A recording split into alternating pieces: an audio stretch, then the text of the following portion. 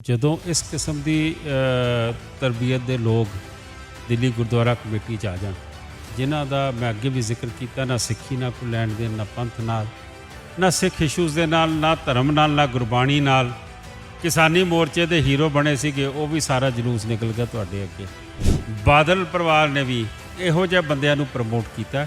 ਅੱਜ ਉਹ ਬਾਦਲ ਪਰਿਵਾਰ ਨੂੰ ਦਲੱਤੀ ਮਾਰ ਕੇ GHPS ਐਜੂਕੇਸ਼ਨਲ ਸੁਸਾਇਟੀ ਹੈ, ਜਿਹਦੇ 'ਚ ਬੜੇ ਸਿਆਣੇ ਲੋਕ ਸੀਗੇ। ਮੇਰੇ ਜਾਣ ਤੋਂ ਬਾਅਦ ਇਹਨਾਂ ਨੇ ਆਪਣੀ ਕਮੇਟੀ ਬਣਾਈ, ਆਪ ਚੇਅਰਮੈਨ ਬਣੇ। ਪਿਛਲੇ 2.5-3 ਸਾਲਾਂ 'ਚ ਇੱਕ ਮੀਟਿੰਗ ਨਹੀਂ ਉਹਦੀ ਸੱਦੀ। ਆਖਰ ਮੈਂ 22,000 ਬੱਚਾ ਛੱਡ ਕੇ ਗਿਆ ਸੀ, ਜਦੋਂ ਮੈਂ ਆਇਆ 19,000 ਮਿਲਿਆ ਸੀ। ਅੱਜ ਉੱਥੇ 15,000 ਬੱਚਾ ਰਹਿ ਗਿਆ। ਅਸੀਂ ਮਜੀਠੀਏ ਤੇ ਕੇਜਰੀਵਾਲ ਦਾ ਸਮਝੌਤਾ ਕਰਾ ਦਈਏ, ਅਸੀਂ ਡੇਰਾ ਸੱਚੇ ਸੌਦੇ ਵਾਲੇ ਨੂੰ ਝੂਠੀ ਮਾਫੀ ਦਵਾ ਦਈਏ, ਇਹ ਦਲਾਲੀ ਕਰਦੇ ਨੇ।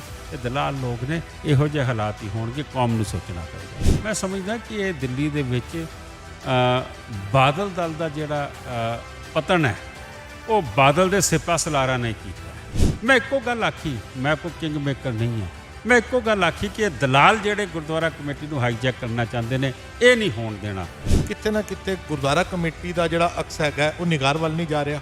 ਗੱਲ ਕੌਮ ਦੀ ਹੋਵੇ, ਪੰਥ ਦੀ ਹੋਵੇ। ਅੱਜ ਕਰੋਨਾ ਮਹਾਮਾਰੀ ਦਾ ਫਿਰ ਅਕਾਲ ਬਣ ਰਿਹਾ। ਵਿਚਾਰਾਂ ਹੋਣੀਆਂ ਚਾਹੀਦੀਆਂ ਸਨ, ਕੌਮ ਦੀ ਅਗਵਾਈ ਕਿਵੇਂ ਹੋਵੇ, ਕੌਮ ਦੁਨੀਆ ਦੀ ਸੇਵਾ ਕਿਵੇਂ ਕਰੇ। ਇੱਕ ਦੂਜੇ ਦੇ ਚਿੱਕੜ ਉਛਾਲ ਕੇ ਇੱਕ ਦੂਜੇ ਦੀ ਕੁਰਸੀਆਂ ਜੋਗੀ ਰਹਿ ਗਈ ਦਿੱਲੀ ਕਮੇਟੀ। ਜਿਹੜੀ BJP ਨੂੰ ਤੁਸੀਂ ਗਾਲਾਂ ਕੱਢਦੇ ਸੀ, ਉਹਦੇ ਪੱਟੇ ਪਾ ਕੇ ਤੂੰ MLA ਦੀ ਇਲੈਕਸ਼ਨ ਲੜਿਆ ਸੀ, MLA ਬਣਿਆ ਸੀ, ਉਹਨੂੰ ਤੂੰ ਗਾਲਾਂ ਕੱਢਦਾ ਸੀਗਾ। ਅੱਜ ਉਹਦੇ ਚਰਨਾਂ ਜਾ ਕੇ ਡਿੱਗ ਪਿਆ ਵਾ।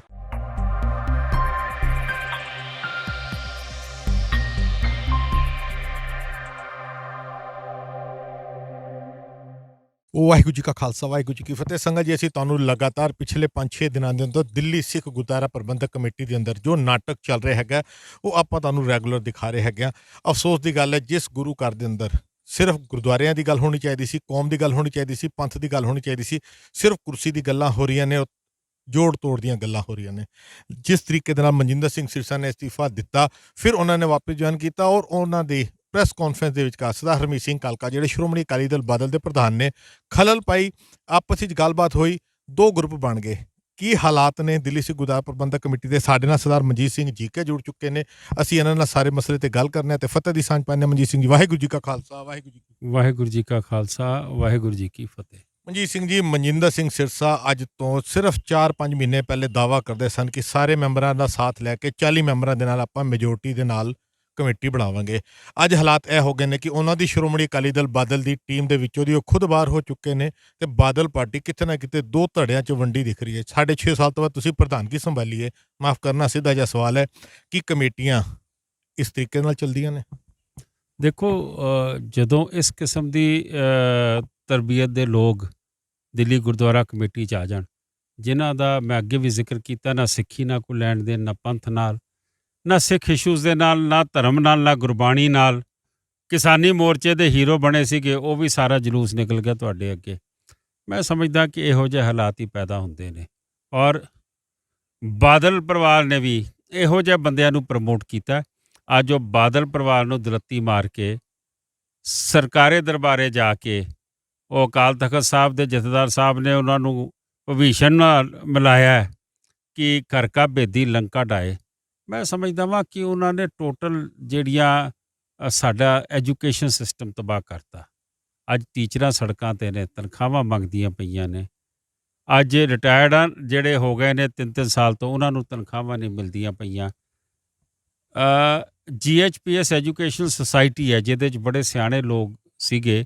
ਮੇਰੇ ਜਾਣ ਤੋਂ ਬਾਅਦ ਇਹਨਾਂ ਨੇ ਆਪਣੀ ਕਮੇਟੀ ਬਣਾਈ, ਆਪ ਚੇਅਰਮੈਨ ਬਣੇ।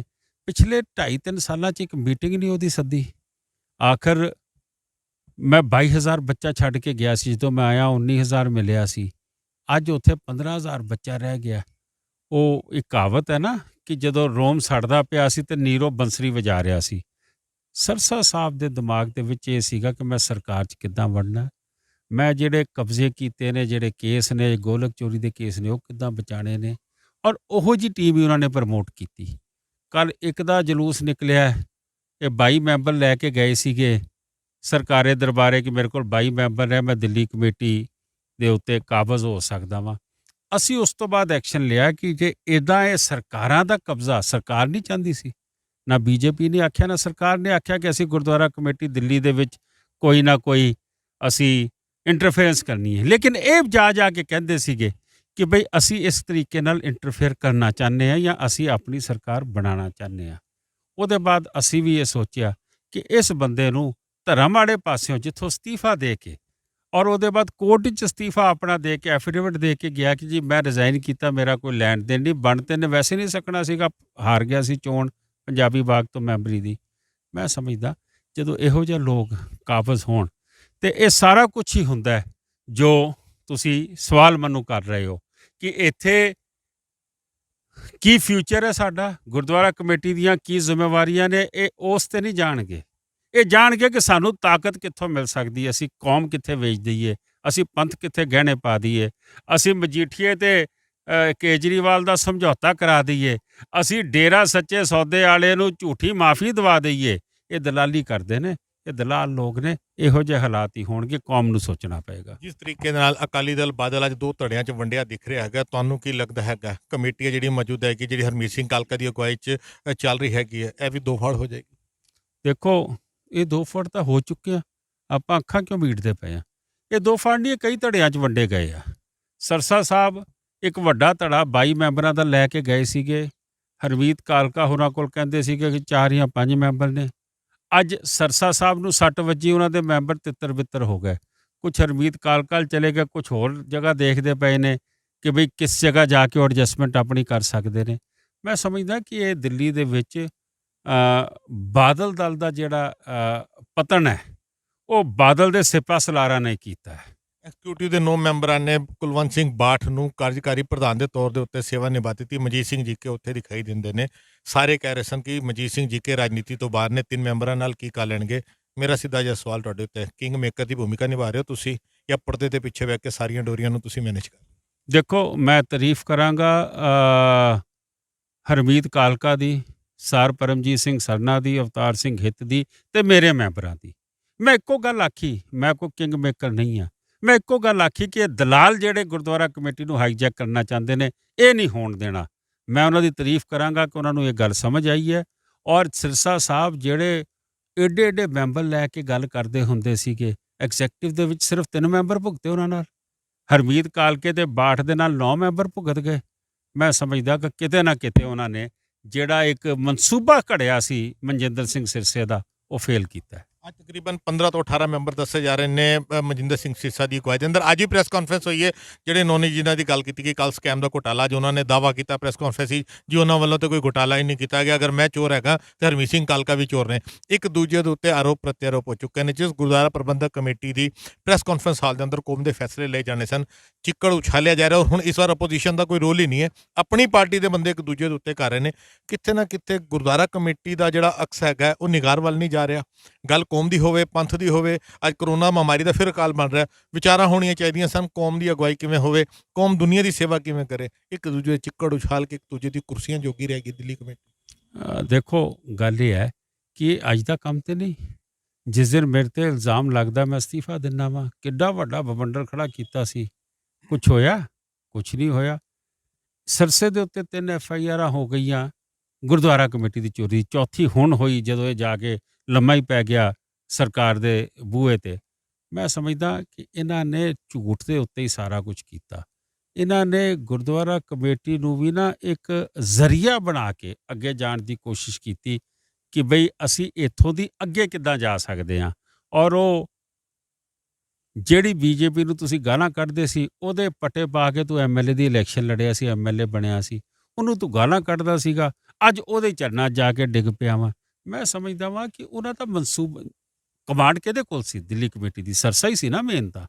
ਅੱਜ ਸਰਸੇ ਦੇ ਅੰਦਰ ਜੋ ਉਹਦੀਆਂ ਦਿਮਾਗ 'ਚ ਚੱਲ ਰਿਹਾ ਸੀ, ਮੈਂ ਕਿੱਥੇ ਕਿੱਥੇ ਪਹੁੰਚਣਾ, ਕੀ ਕਰਨਾ ਹੈ, ਅੱਜ ਉਹ ਆਪਣੀ ਜਗ੍ਹਾ ਤੇ ਪਹੁੰਚ ਗਿਆ, ਲੇਕਿਨ ਕਮੇਟੀ ਨੂੰ ਢਾਹ ਲਾ ਗਿਆ, ਕੌਮ ਨੂੰ ਢਾਹ ਲਾ ਗਿਆ। ਮੈਂ ਸਮਝਦਾ ਜੋ ਤੁਸੀਂ ਕਹਿ ਰਹੇ ਹੋ ਸਾਰਾ ਕੁਝ ਸੱਚ ਹੈ।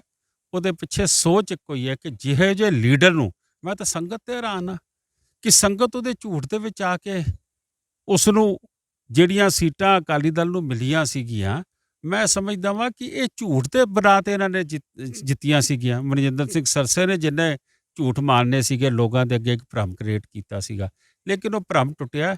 ਅਕਾਲੀ ਦਲ ਵੀ ਹੁਣ ਆਪਣੇ ਆਪ ਨੂੰ ਬਚਾਉਣ ਲਈ, ਆਪਣੇ ਆਪ ਨੂੰ ਦੁਬਾਰਾ ਸਰਵਾਈਵ ਕਰਨ ਲਈ ਮਿਹਨਤ ਕਰੇਗਾ। ਹਰਮੀਤ ਸਿੰਘ ਕਾਲਕਾ ਉਹਨਾਂ ਦੇ ਪ੍ਰਧਾਨ ਨੇ, ਬਣਾਉਣਗੇ ਕੋਈ ਨਾ ਕੋਈ ਵਿਉਂਤ ਕਿਸ ਤਰੀਕੇ ਨਾਲ ਉਸ ਨੂੰ। ਇੱਕ ਆਖਿਰਲਾ ਸਵਾਲ, ਅਗਰ ਸ਼੍ਰੋਮਣੀ ਅਕਾਲੀ ਦਲ ਬਾਦਲ ਦੇ ਦੋ ਟੁਕੜੇ ਹੁੰਦੇ ਨੇ ਔਰ ਇੱਕ ਧੜਾ ਤੁਹਾਡੀ ਜਾਗੋ ਪਾਰਟੀ ਤੇ ਸ਼੍ਰੋਮਣੀ ਅਕਾਲੀ ਦਲ ਦਿੱਲੀ ਸਰਨਾ ਗਰੁੱਪ ਦੇ ਨਾਲ ਮਿਲ ਕੇ ਕਮੇਟੀ ਬਣਾਉਣ ਦੀ ਪਹਿਲ ਕਰਦਾ ਹੈ, ਕਿ ਤੁਸੀਂ ਇਹਨਾਂ ਨੂੰ ਆਪਣੇ ਨਾਲ ਜੋੜੋਗੇ ਜਾਂ ਕਮੇਟੀ ਨਵੇਂ ਇਲੈਕਸ਼ਨ ਦੇ ਵੱਲ ਜਾਏਗੀ?